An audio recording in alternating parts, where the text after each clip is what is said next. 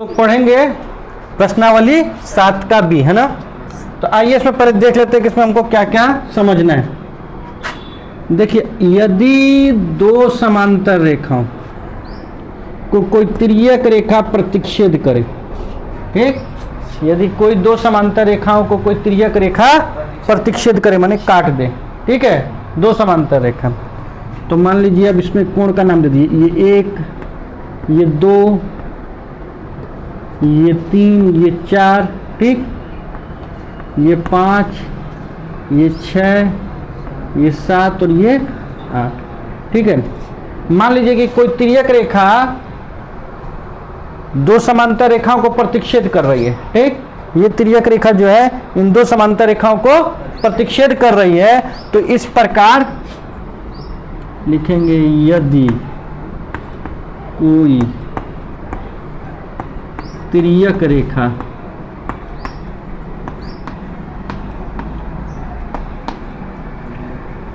दो समांतर रेखाओं को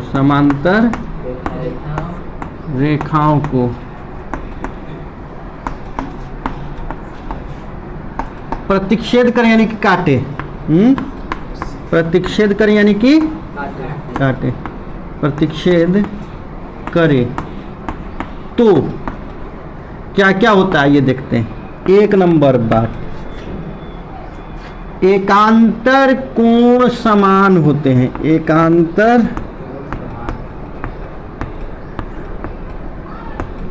कोण समान होते हैं, समान माने बराबर होते हैं।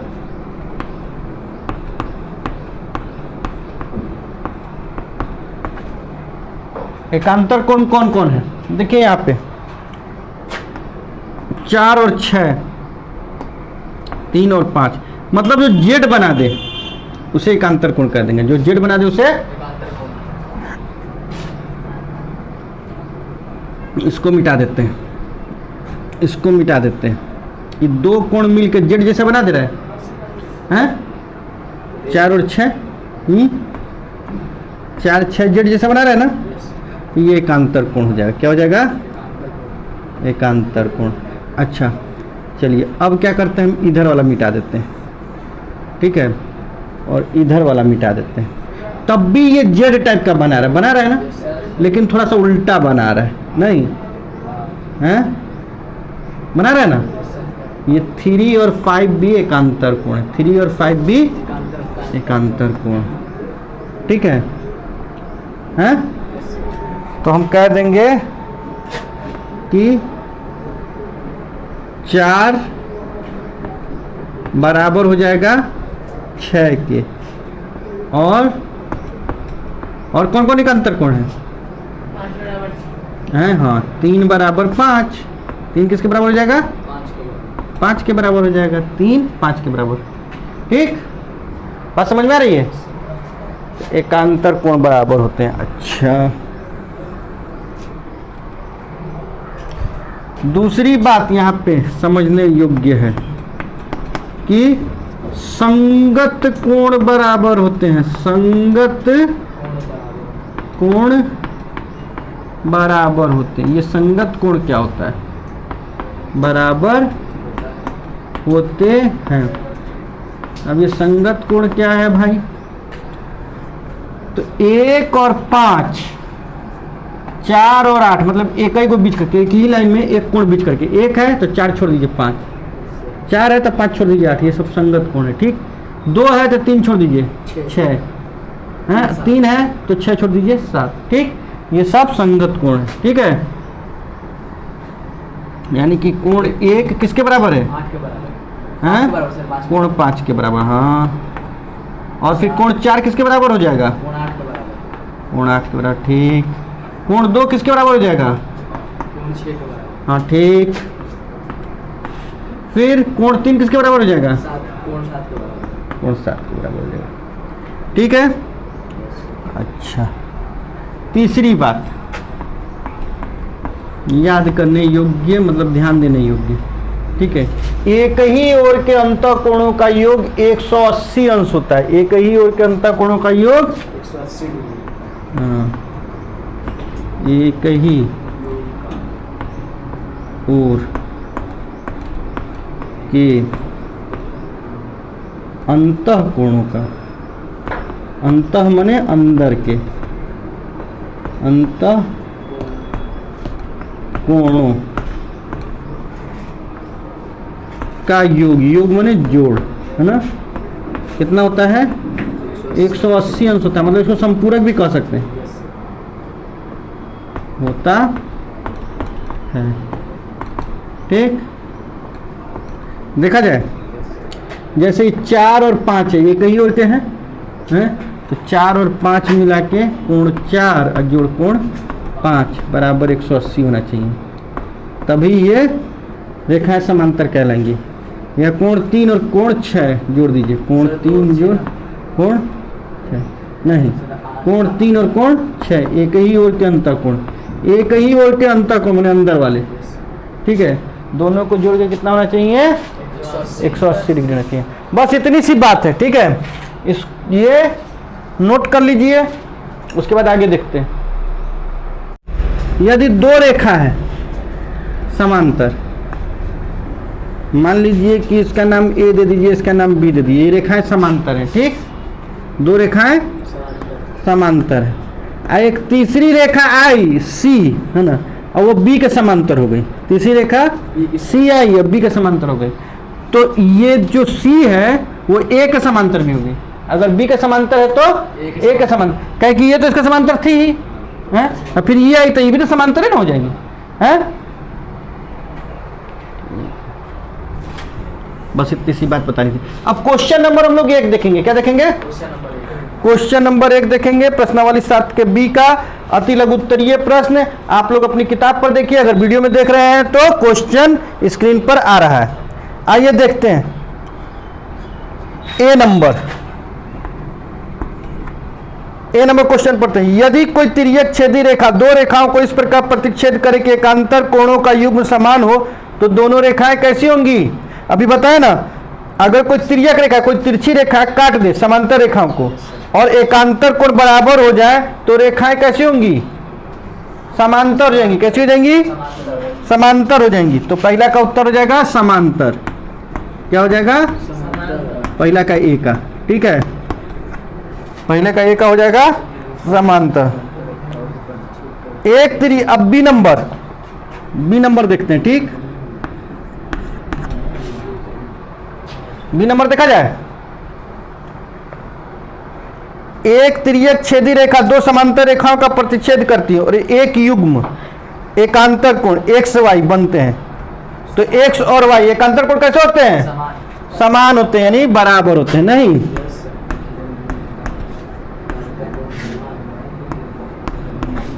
सी नंबर। यदि दो रेखाएं किसी अन्य रेखा के समांतर हो तो वे आपस में समांतर होंगी। कैसी होंगी? समांतर। यदि दो रेखा किसी तीसरी रेखा के समांतर हो तो वे आपस में तीनों समांतर हो जाएंगे। अभी बताया ना। डी नंबर देखा जाए एक का। डी नंबर देखते हैं। यदि कोई तिर्यक छेदी रेखा दो रेखाओं एल और एम को इस प्रकार काटे कि संगत कोण समान हो तो रेखाएं एल एम आपस में समांतर होंगी। क्योंकि संगत कोण बराबर होते तो रेखाएं समांतर होती हैं, तो ये भी समांतर ही हो जाएगा। ठीक, तो लिखने की जरूरत है क्या? ये तो ऐसा ही है? चलिए आगे देखा जाए। क्वेश्चन नंबर 2 देख रहे हैं हम लोग।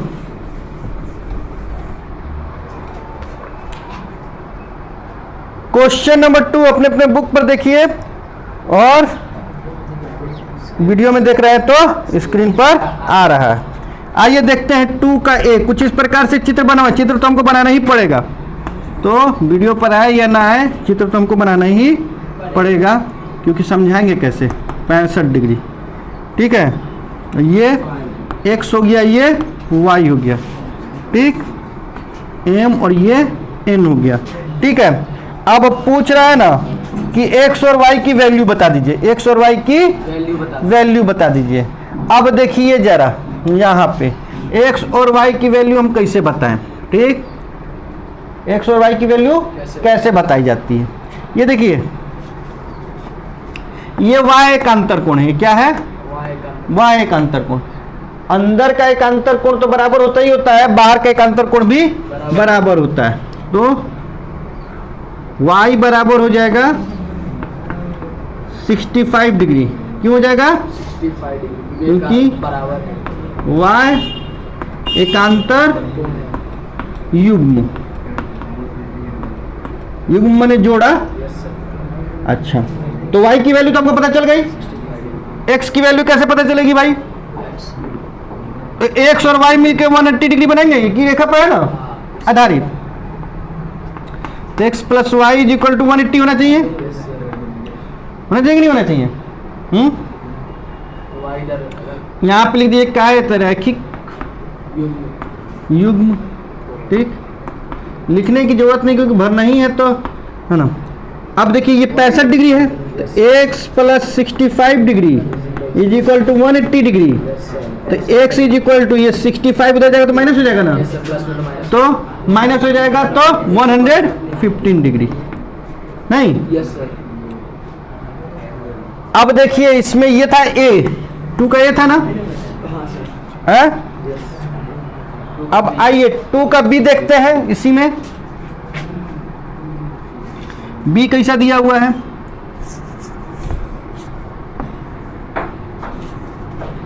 ऐसे b दिया हुआ है। ठीक, ये y है, ये x है, ठीक है, ये 110 है, 110 है। तो बोल रहा है कि x और y की वैल्यू बता दीजिए। हैं? x और y की वैल्यू हम कैसे बता देंगे? तो देखिए ऐसे बताएंगे कि इसमें संबंध खोजिए, इसमें चाहे इसमें और इसमें संबंध खोजिए। ठीक है, किसी में संबंध खोजेंगे ना तो कैसे हो जाएगा? तो देखिए यहाँ पे ये एक कोण जो है ना, ये है ना, ये कोई कोण मान लीजिए। ठीक है, मान लीजिए कि z, तो ये 110 हो जाएगा, है? तो z हमारा 110 हो जाएगा। ठीक, z माना z है, तो z बराबर 110 हो जाएगा। है क्या? कि संगत कोण है, क्योंकि संगत कोण है। ठीक है, अब ये संगत कोण है तो ये रैखिक कोण होगा, तो ये 110 घट जाएगा, 180 में से 110 घट जाएगा। z plus y is equal to 180 degree होना चाहिए, हैं? लेकिन z तो हमारा 110 डिग्री है, y बराबर 180 degree, z plus 180 plus 110 plus y बराबर 180 डिग्री। तो y बराबर कितना? 70 डिग्री। अब ये y बराबर 70 डिग्री तो x बराबर भी 70 डिग्री, x बराबर y बराबर 70 डिग्री। क्या है कि ये जो है सम्मुख कोण है। कैसे है? सम्मुख कोण या शीर्षाभिमुख कोण। ठीक है, तो ये 2 हो गया है बी नंबर, यानी कि बी नंबर हो गया। सी नंबर देखा जाए, सी नंबर में तो ऐसे सी नंबर दिया हुआ, देखिए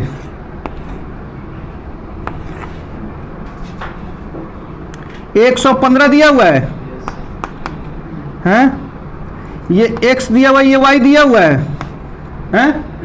तो y बराबर 115 हो जाएगा, y बराबर 115 हो जाएगा। क्यों हो जाएगा? क्योंकि संगत कोण है, संगत है ना। Yes sir. अच्छा, अब x plus y is equal to 180 degree होना चाहिए। क्यों होना चाहिए? एक ही और क्या अंतः कोण है? तो x प्लस 115 बराबर 180 डिग्री। तो x इज इक्वल टू कितना? 65 डिग्री।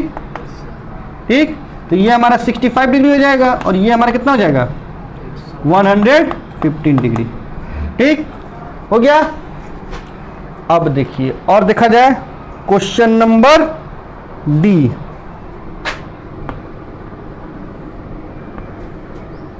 इस तरीके से है ना,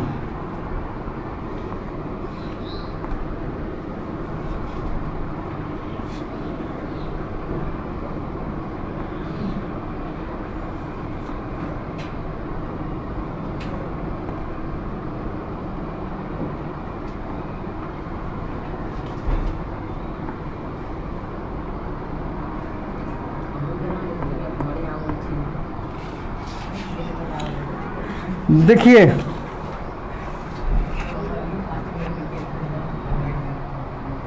यहां पे इस तरीके से बना हुआ है ये क्या है, ये है m और ये है n, ठीक। तो ये x है तो इसको मान लेते हैं हम लोग y, इसको मान लेते हैं y, ठीक है।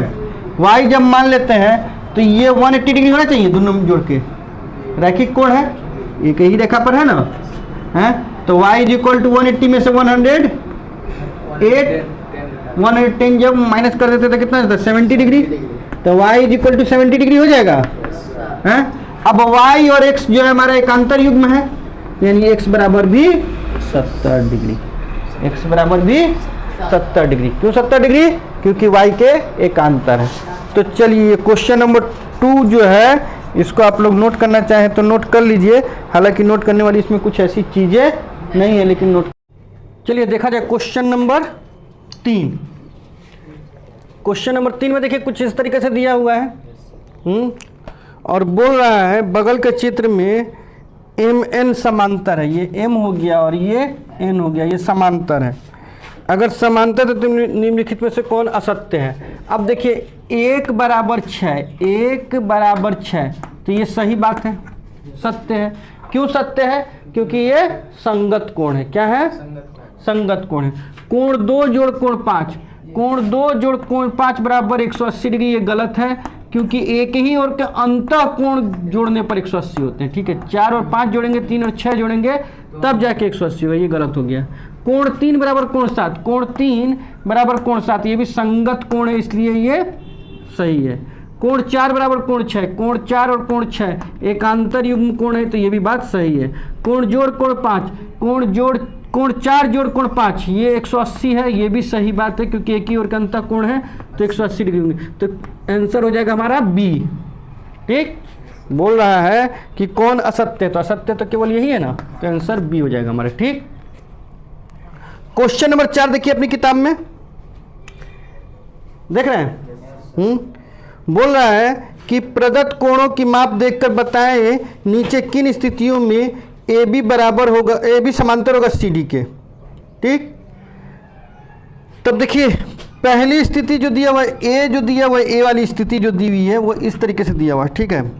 इसको बोल रहा है 70 डिग्री, इसको बोल रहा है 70 डिग्री, ठीक है। बोल रहा है किस स्थिति में समांतर होगा कि नहीं, तो ये देख लेते हैं। अगर ये 70 डिग्री है तो ये भी 70 डिग्री होगा, हैं, क्या कि सम्मुख कोण हो गया ना, तो ये संगत कोण होंगे, संगत कोण बराबर होते हैं तो इसमें हो जाएगा, ठीक है। बी बोल रहा है बी के अंतः कोणों को जोड़ दीजिए, हैं, 115 डिग्री और 65 डिग्री है ना, 115 और 65 अंतः कोणों का योग 180 होना चाहिए, तो 115 और 165 180 डिग्री हो रहा है, तो बी भी हो जाएगा, ठीक। सी में देखते हैं, देखिए सी इस तरीके से दिया हुआ है, ठीक है। सी इस तरीके से ये 61 डिग्री बोल दिया है और फिर इसको 118 डिग्री बोल दिया है, 118 डिग्री बोल दिया है। तो अब क्या ये बराबर होगा, तो आइए देख लेते हैं। अगर ये 118 डिग्री है तो ये कितना हो जाएगा, ये वाला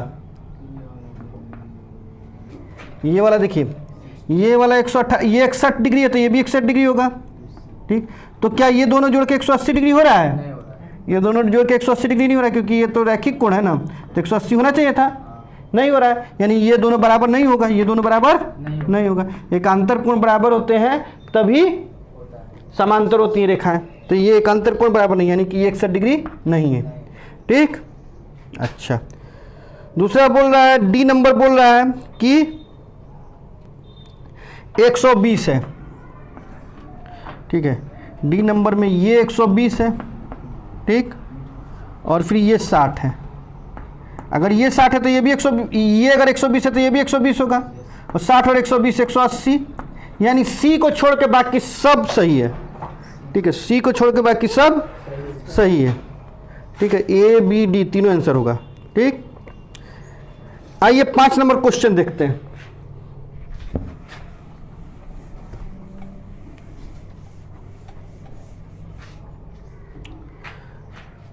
नीचे के चित्र में ए बी सी डी और ई एफ तीनों एक दूसरे के समांतर रेखाएं, आकृति के आधार पर रिक्त स्थानों को भरिए।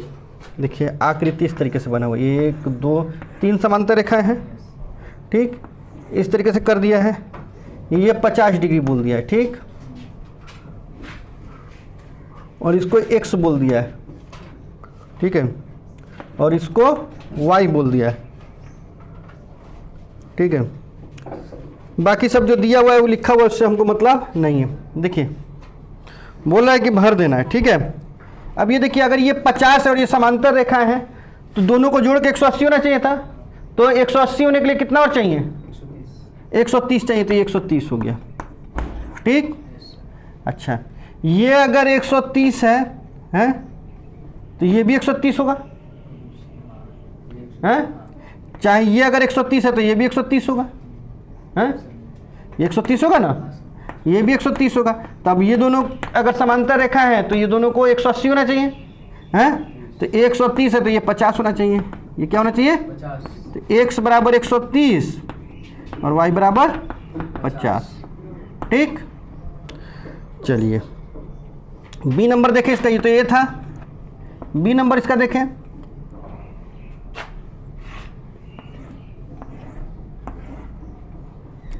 इस तरीके से है, ठीक, ये x है, ये r बोल दे रहा है, नहीं ये s बोल दे रहा है, ये y है, ठीक, और ये कितना है?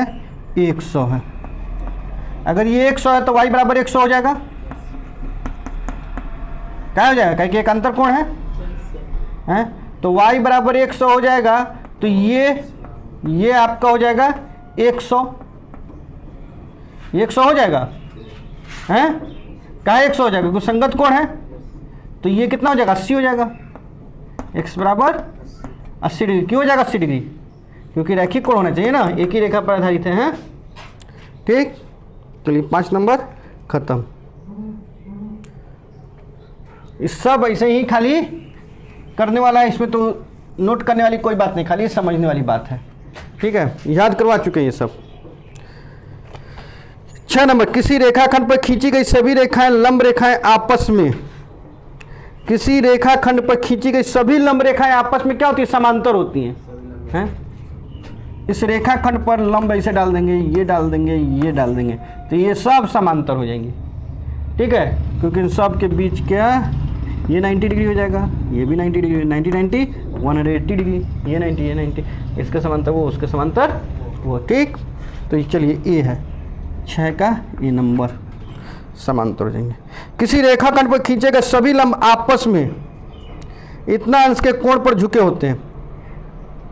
किसी रेखाखंड पर खींचे गए सभी लंब आपस में 90 डिग्री पर झुके होते हैं, 90 डिग्री पर भी, तो ये तो बता दिए। L समांतर है M के, P समांतर है L के, Q समांतर है M के, तो P Q एक दूसरे के समांतर होंगे, ठीक। जब LM समांतर है, L ये मान लीजिए ये L है और ये M है, ठीक है, ये समांतर है। अब बोल रहा है P L के समांतर है, एक रेखा कोई P खींच दिए, ये L के समांतर है, तो P M के समांतर होगा, हैं? और M के समांतर एक और रेखा बता रहा है, वो क्या बता रहा है? Q। तो जब ये इसके समांतर और ये इसके समांतर है और ये इसके समांतर, ये दोनों भी तो समांतर ही हो जाएंगे, हैं? चलिए 7 नंबर देखा जाए। यदि कोई तिर्यक छेदी रेखा किन्हीं 2 सरल रेखाओं का प्रतिच्छेद करे तो उन दोनों सरल रेखाओं के समांतर होने की किन्हीं 2 शर्तों को लिखें। तो 2 शर्त क्या लिख देंगे? एक ही और के, एक ही और के अंतः कोणों का योग, अंतः कोणों का योग कितना होना चाहिए? कोणों का योग 180 डिग्री होता है, होगा, ठीक। एक तो ये बात हो गई। दूसरी शर्त क्या होगी? एकांतर कोण समान होंगे। 2 शर्त लिख दिए, ठीक। चलिए ये तो हम लिखवा चुके हैं पहले ही से, ठीक है। अब बोल रहा है बगल के चित्र में AB समांतर है CD के और एफ पी जो है ई एफ बी को समद्विभाजित करता है, ई एफ बी को समद्विभाजित करता है। और कोण सी जी एच बराबर 150 डिग्री। तो ई एफ पी कितना मान बताइए। तो देखिए यहाँ पे समझिए,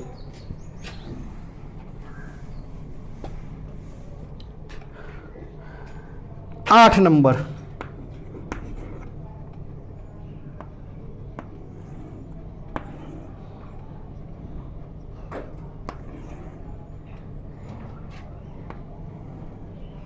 इस तरीके से है, ठीक। ये जो है आपका ये बताना है, ठीक है। नाम ले लीजिए, ई है ये पी है, ये एफ है, ठीक। अच्छा, यहाँ पे ए है, यहाँ पे बी है। अच्छा, ये सी है, ये डी होगा, ठीक। और ये एच होगा, ये जी होगा, ठीक हो गया। अब ये देखिए, ये 150 डिग्री है, 150 डिग्री, 150 डिग्री। ये क्या कर रहा है, ये वाला जो है ये इस वाले कोण को समद्विभाजित कर रहा है। समद्विभाजित करना माने दो बराबर भागों में बांट रहा है। लिखेंगे ई एफ पी बराबर 1/2 कोण ई एफ बी, ये ठीक दिया हुआ है ना, दिया है पहले ही से दिया हुआ है हमारे पास, ठीक। अब देखिए ये जो है 150, तो कोण जी बराबर कोण एफ जी डी बराबर 150 डिग्री। क्यों? क्योंकि सम्मुख कोण है, सम्मुख कोण बराबर होता है ना। देखो दोनों का मुंह एक दूसरे में जुड़ा हुआ है, ठीक। तो ये 150 डिग्री, अगर ये 150 है तो ये भी 150 होगा, हैं? क्यों? क्योंकि संगत कोण है। तो कोण ई एफ बी बराबर कोण एफ जी डी बराबर 150। क्यों? क्योंकि संगत कोण है, संगत युग्म, ठीक है। जब संगत कोण होते हैं तो बराबर होते हैं, ये तो हमें पता है। तो संगत कोण है तो ये पूरा 150 है और ये इसका आधा है? तो क्या कर देंगे हम, तो यहां पे कोण दीजिए, कोण ई एफ पी, यही तो पूछ रहा है, बराबर 1/2 गुणे 150। तो 150 का आधा कितना होता है? 75। ये 75 अंश हो जाएगा ये, ठीक। ठीक है, तो क्वेश्चन नंबर 8 भी खत्म। लेकिन क्वेश्चन नंबर 8 को नोट कर लीजिए, ठीक है। मान बताना है। तो देखिए ये दोनों मिलके अगर समांतर है तो एक ही ओर के अंतर कोण का योग 180 डिग्री होना चाहिए। चूंकि ए बी समांतर है सी डी के, इसलिए 45 डिग्री जोड़ एक्स बराबर कितना होना चाहिए? 180 डिग्री हो जाना चाहिए। तो x बराबर कितना हो जाना चाहिए? 180 डिग्री घटाओ 45 डिग्री। तो बताइए तो जरा कितना होना चाहिए? 135 डिग्री हो जाना चाहिए कि नहीं होना चाहिए? हैं? ये 135 डिग्री हो जाएगा x, ये 135 डिग्री हो गया हमारा, नहीं। अच्छा, जब ये 135 डिग्री है तो y कितना होना चाहिए? y भी 135 डिग्री होना चाहिए। क्यों? x बराबर y बराबर 135। क्यों? जरा बताइए क्यों होना चाहिए?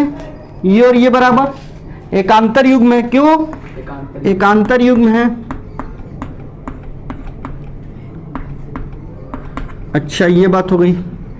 अब देखिए z बराबर 45 डिग्री होना चाहिए। z बराबर 45 डिग्री क्यों होना चाहिए? z बराबर 45 डिग्री। क्यों? क्योंकि सम्मुख कोण है। क्या है? सम्मुख कोण, सम्मुख कोण। चलिए नोट कीजिए इसको।